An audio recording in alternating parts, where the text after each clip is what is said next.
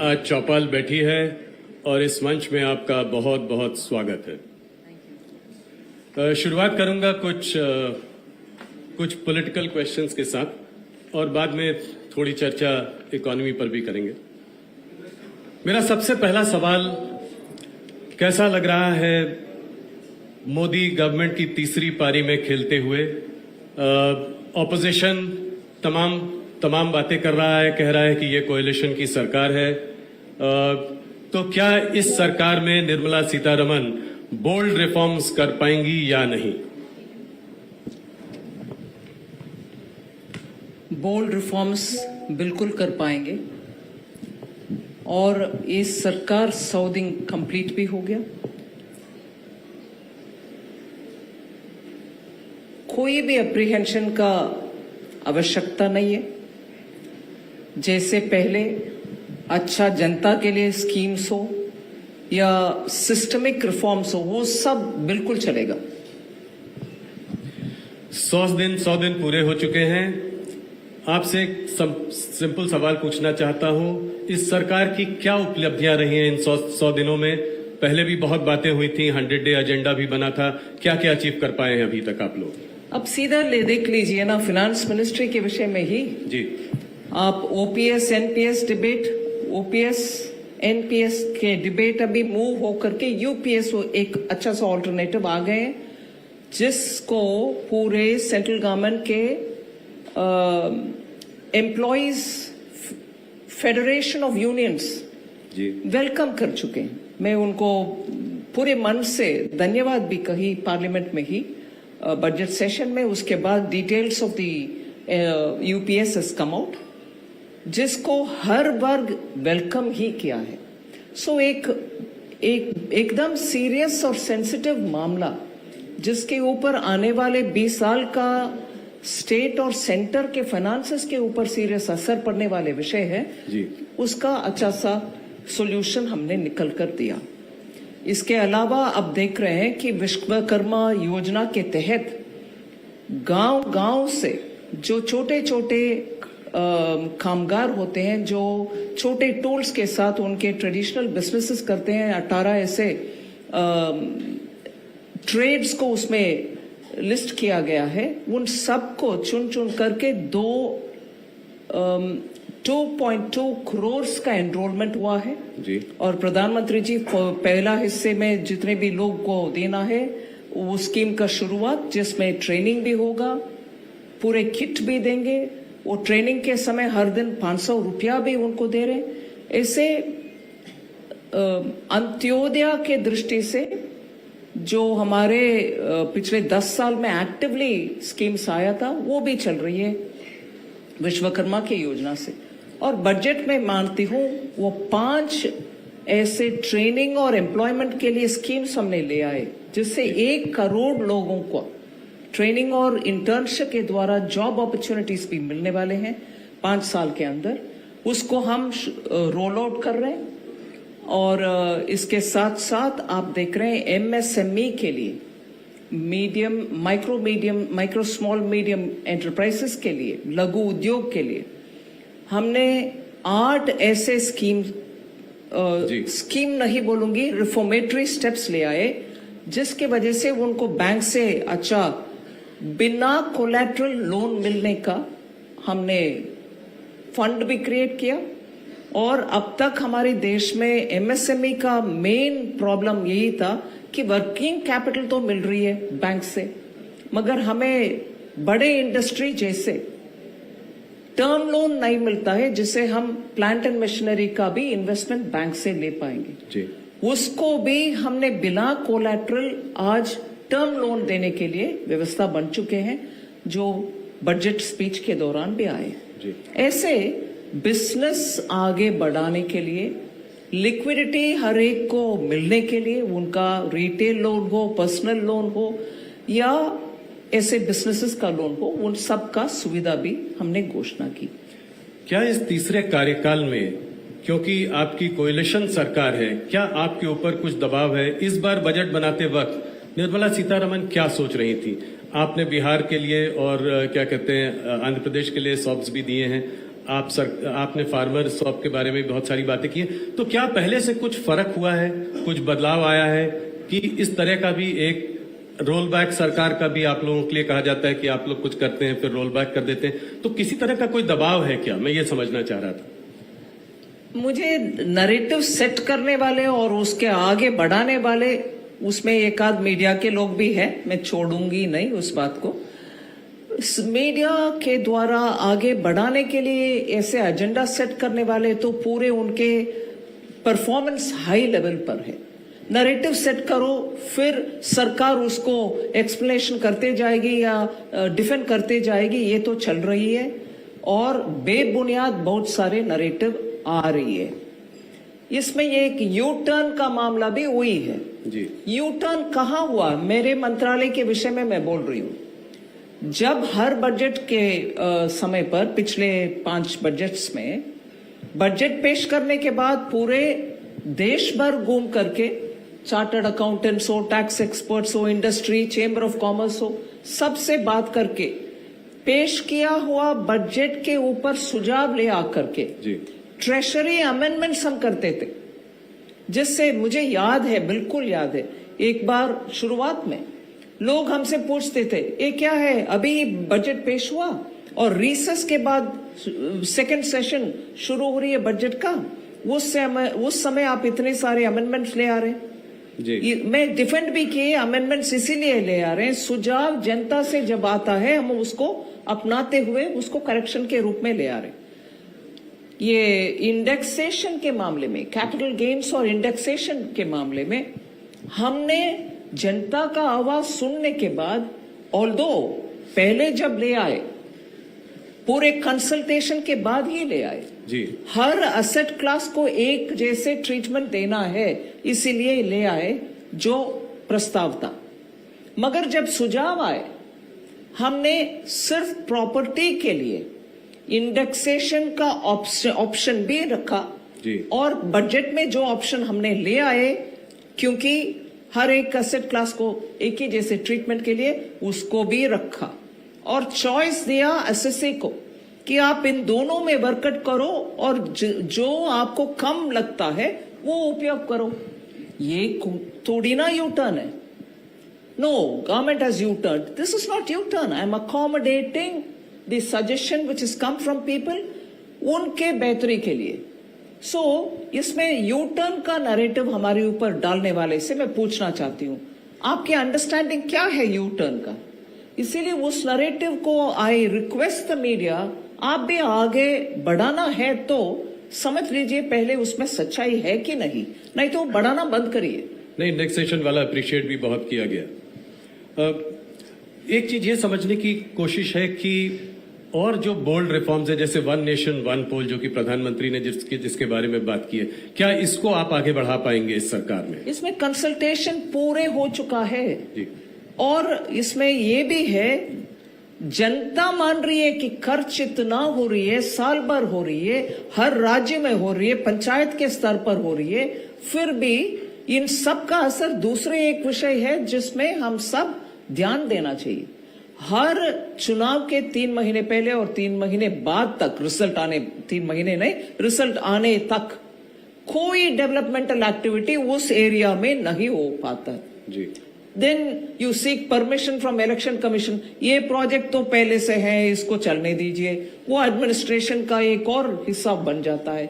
इसीलिए ऐसे developmental activities का रुकावट बार बार होना और हर चुनाव का उनके स्तर पर खर्च उठाना, ये सब नेशनली अवॉइडेबल एक्सपेंडिचर है जी। इसीलिए वो आइडिया का इनपुट इतने सारे और एक उच्च स्तरीय कमेटी के द्वारा, पूर्व राष्ट्रपति जी के कमेटी सुझाव आए हैं, जरूर इसको आगे तो सरकार कमिटेड है, इसको आगे लेकर जाएगी। देश के हित में जरूर करना ही है। एक नेशन वाइड कास्ट सेंसस की भी बात ऑपोजिशन ने बहुत की थी चुनाव के समय में, सरकार का क्या मत है इस पर? इसमें पहले से हम बोल रहे हैं और बजट के समय में हम उसके साथ चल रहे हैं, हम उसके खिलाफ है, इस विषय से मैं ताल्लुक नहीं रख रही हूं अभी। सिर्फ इसीलिए मैं बोल रही हूं, बजट के द्वारा, इंटरिम बजट के द्वारा हमने स्पष्ट ये बात बोले 4 ऐसे कास्ट है जिसके ऊपर ध्यान देना चाहिए, किसान, गरीब, महिला और युवा। सो इन चारों को हम अगर प्रोत्साहन देंगे, इसमें हर जाति शामिल है। हर जाति को आगे बढ़ाने के लिए इस रास्ते पर चलने में हम उस नजरिया से डेवलपमेंट को प्रायोरिटी देंगे, ना कि division between one cast and another. इस रास्ते पर माननीय प्रधानमंत्री जी ने वोट ऑन अकाउंट बजट में ही हमने इसका स्पेसिफिकली मेंशन भी किया है। जी, I'll ask you a few questions on the economy since I have you captive today. The GDP growth in Q1 at 6.7%. My question is the economy slowing down? You know, it's easy to catch every month or every quarter's figure and say it's not 7, it's not 8. And then the reason for 6.7 had also come out. The chief economic advisor has also mentioned that because of elections, the capital expenditure which was announced, 11 lakh crores, slightly over it, didn't find much of an expenditure happening in the Q1 because every department was probably looking at post-election time. As a result, the large chunk of influence or impact which could have been had because of the public expenditure was muted. That's right. And therefore, to that extent, it shows the Q1 numbers. But subsequently, Q2 and we are in the third quarter, the expenditure will pick up and that will, I suppose, trigger the little slowing down that you suspect to move faster. You know, India remains one of the fastest growing economies of the world. Given right now that, you know, there is some soft GDP growth and the inflation is also moderate, do you think there is a case for monetary easing? I'm asking for your view. Yes, my view being said here will become Finance Minister expects RBI to bring it down. I don't want to add to that. RBI is doing its full analysis and taking a call. And therefore, I expect them to look at the economy as a whole, both for growth and for inflation. You know, it's election season. We have 4 state elections coming up. I wanted to ask you a question around freebies. How concerned, how worried are you about political parties promising freebies? You know, the Prime Minister was the one who really took this up, spoke against the Revdi culture in a big way. But now I see that some of your governments are doing exactly the same thing. You know, in Madhya Pradesh, we had Ladli Bahna. Now we have Subhadra that is being announced tomorrow in Odisha. Then again in Maharashtra. How dangerous is this trend? And what is your message of fiscal prudence to the states? Look, let me be clear. I've been saying this much before the debate on the Lok Sabha issues. Manifesto-related issues came up. Every state and the center will have to look at the work which is capable of being undertaken by every government, meaning center, any party aspiring to get to the center or aspiring for state government's positions will have to understand what the budget is capable of taking up. Will that state be in a position to undertake its developmental activities plus all the freebies and get it funded through the budget in the assembly, get it clear in the assembly or in the parliament, and then announce schemes. Now what I find is when offerings are made, freebies are given for temptation, and then when states struggle to implement them because they don't have the resource, they don't even have ways in which they can increase their revenue, then comes the problem. Classic example is of Karnataka and Himachal Pradesh, where even without doing their homework, they gave a lot of promises. Look at what has happened between the two states. In Himachal Pradesh, what is the halat? And this is not because I'm sitting as a BJP member or currently in the central government. The state government themselves have been saying that they are just not able to cope with it. Yeah, they can't pay salaries. They can't. And they were going to pay OPS. pension, the old Yes. pension scheme. They're not able to pay current salaries. They offer to go through the OPS back again. And Karnataka, unbelievable number of promises. And today the state government, the chief minister's advisor and one of the chief minister's assistant and the deputy chief minister, all of them said, no, we can't undertake developmental activities. Now, what is that? Are we being responsible at all? Eventually, as a government, you're responsible to run the states, and every one of them, both Himachal Pradesh and Karnataka, are raising revenues. Whereas the Congress president would look at the prime minister and say, global prices, petroleum, crude prices are coming down. Will you not bring the petroleum prices down? In your state, you increased it only a few months ago, even 1 month ago. So, constantly blaming, and this is the another narrative setting business. They'll go on asking questions, whereas what they perform is contrary to it. But a narrative, Modi ji, aapne ye nahi kiya, wo nahi kiya, so everybody joins the bandwagon. Do your homework before you join the bandwagon. Ask them the questions. A state which was doing well, Karnataka, is now gone back. A state which used to be the haven of tourism, Himachal, is unable to pay its own staff. How can you prevent this? Is there some way to, today what is happening to Karnataka and Himachal could well happen to the BJP ruled states as well. One trying to outdo the other in announcing sort of freebies. So is there any other solution to it? Could the EC intervene? Is there some kind of something that the judiciary could do? Parties themselves will have to be a lot more responsible, looking at what they can fund and what they cannot. And if they want to fund it, it can't be at others' cost. I want to fund it, but Modi is not giving me the funds for it, is a bad logic. You are talking about narrative setting. The opposition has accused you of jobless growth. They've talked about crony capitalism. Recently Rahul Gandhi in the US also says that your government has ignored manufacturing. How do you react to something like this? It's very difficult to react to Rahul Gandhi, not because he says things with content. I think in spite of being and despite becoming the leader of opposition, he's still talking as though he can be careless and just throw anything at the ruling party and get away with it.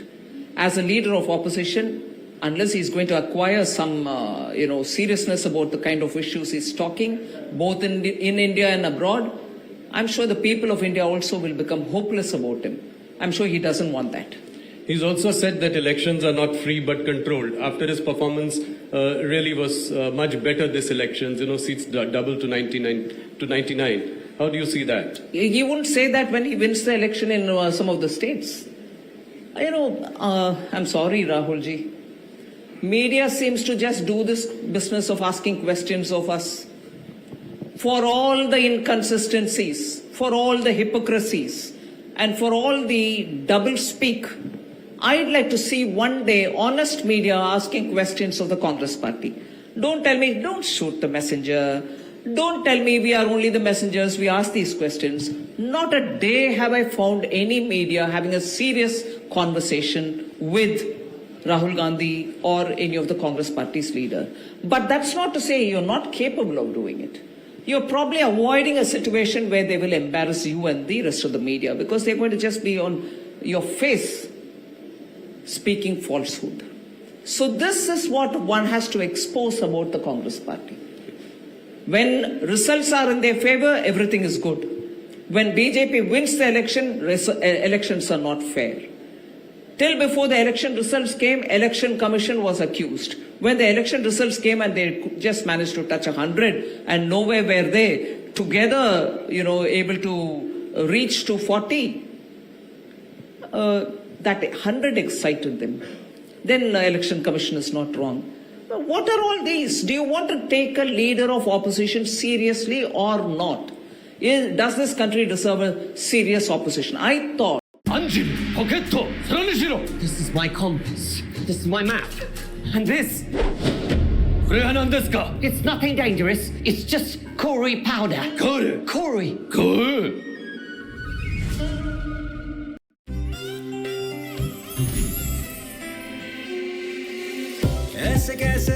No, We are excited about it and we'll go around the world speaking against the country. And somebody, of course, nowadays it's a world of social media. Everybody puts things out. Even Mrs. Gandhi wouldn't want to do it outside the country. Here we go, but we sit and accuse the country for everything going out. Speaking of people in social media talking against the country, do you, Nirmalaji, feel that there is some kind of, you sense some kind of international conspiracy to bring down the Modi government? All over the world, there is this attempt to change regimes. All over the world. This year particularly, you see there are 50 countries going, 48 to 50 countries going to the election. Yes. The narrative in each of the country is this. Everybody who's in serious politics, running political parties, are all saying, are we having our democratic process working within this country? Or are we having democratic processes being influenced by something else? Or when you say something else or somebody else, it's not a direct participation. There are people within their respective countries who play this role happily. But that is where I think democracies will have to now look at how to handle this situation in a more matured fashion. Thank you, Nirmalaji. I'll just move to equity markets. You know, a bike showroom recently the IPO of a bike showroom was oversubscribed 400 times. You know, that of a mattress company was oversubscribed 1,000 times. You know, the equity markets today are at an all-time high. You know, what is your view on the state of play of equity markets today, and what is your advice to day traders? Well, I'll first of all say we'll have to encourage the markets to be robust, no doubt.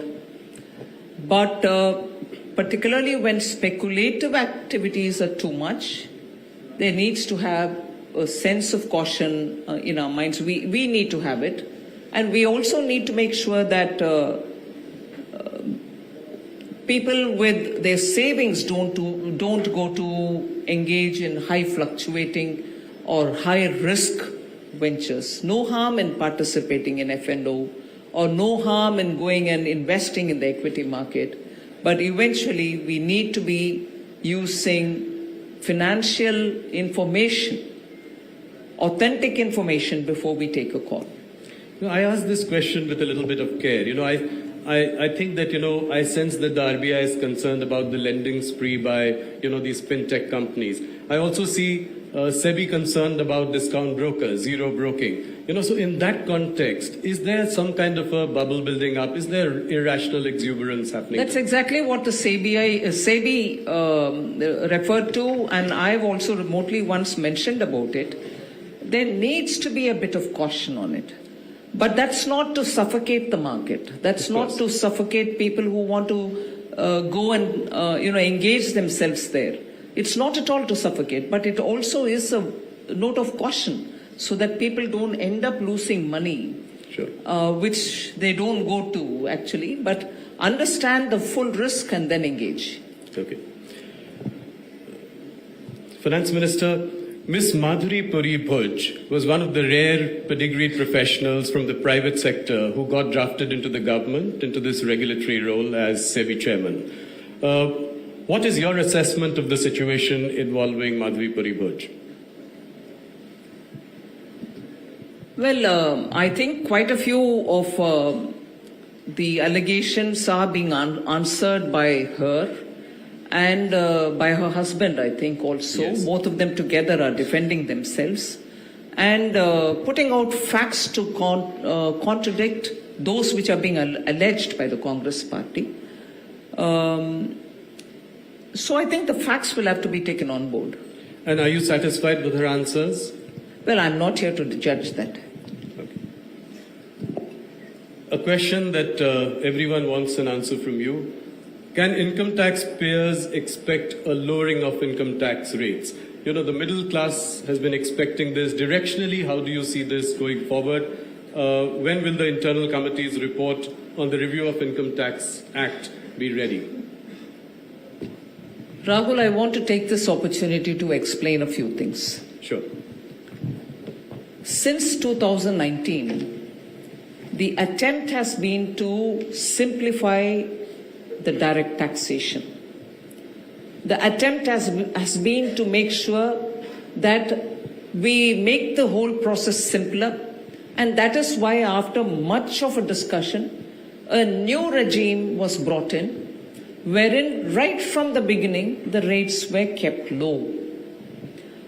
And we gave the option to the assessees that if they want with exemption a regime, so that they think they've made long-term plans for, taking insurance cover or for the EMI, and therefore they need their exemptions, they could continue with the old scheme. The new scheme was without any exemptions.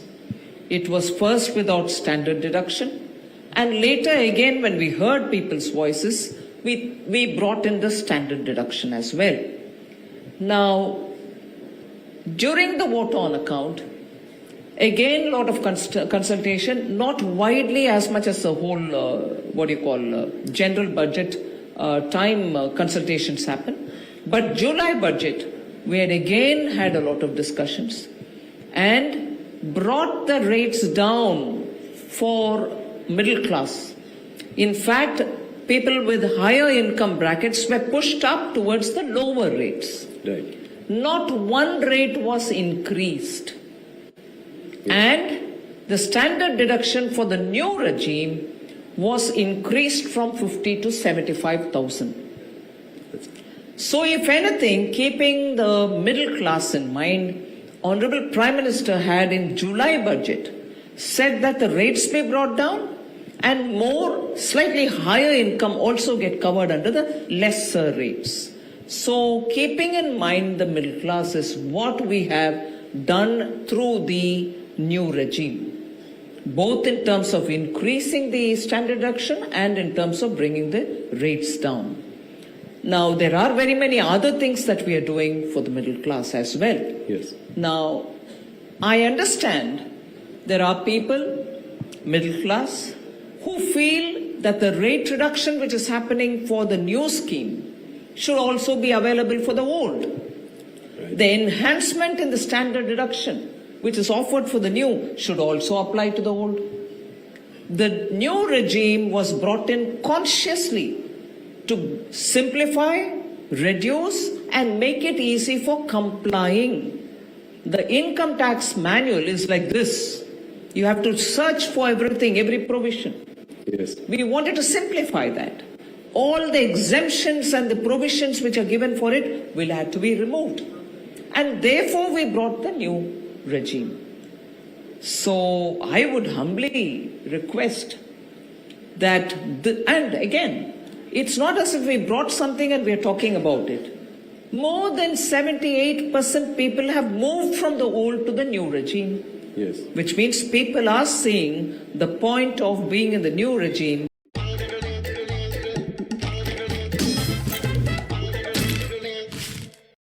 Keeping in mind the middle class for rate reduction, for better standard deduction, because the uniqueness of income tax, not just in India, anywhere, is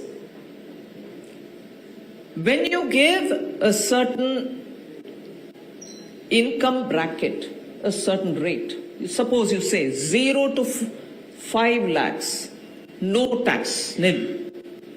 That up to 5 lakhs you don't need to pay a tax is not just for those who are earning 5 lakh. It will apply to the first 5 lakh of a person who's earning 150 lakhs also. So it is a benefit given keeping in mind the poor, the middle class. But it will apply to anyone who's got higher. Naturally, that's the law of the country, and that's a common sense argument.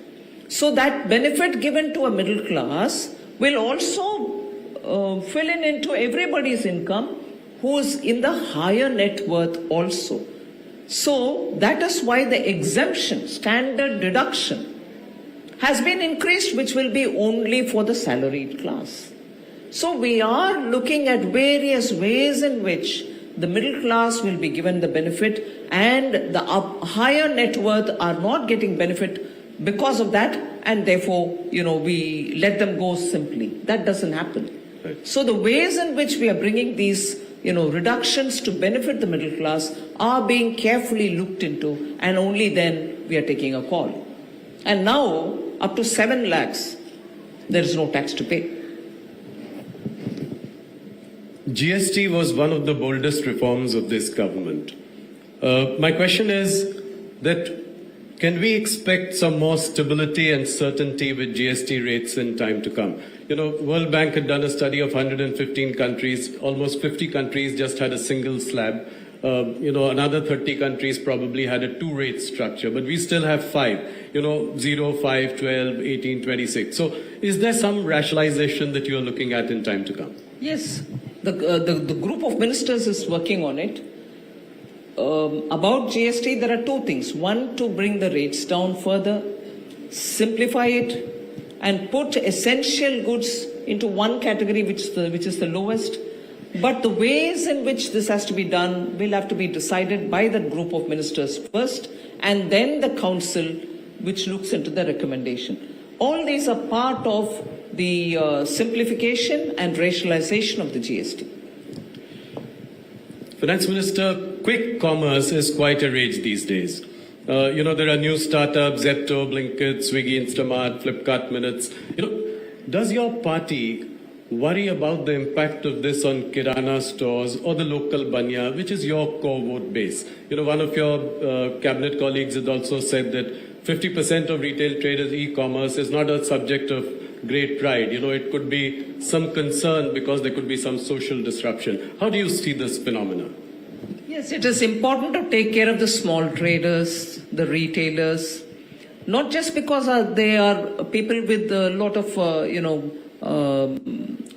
membership and also sympathy for the BJP. Not because of that. This country needs that kind of support for small and medium industries and for small traders in particular. The retailers need all the help. And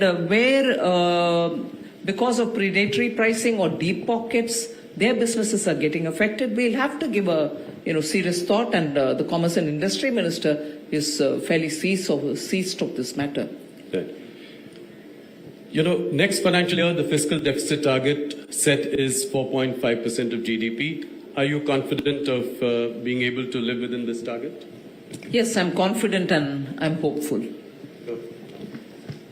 Before I let you go, just a couple of questions. One on Tamil Nadu. In 2026, Tamil Nadu goes to state elections. Would you look at some kind of an alliance with AIA, DMK, considering that this time your Lok Sabha elections, your performance was less than spectacular? Would there be a review of that? Well, yes, the central party takes the call on alliances all over the country, for every state and also for the national Lok Sabha elections and so on. Even for the state election, it will be the central party which will take a call on what should we at all on the alliance matter. Okay.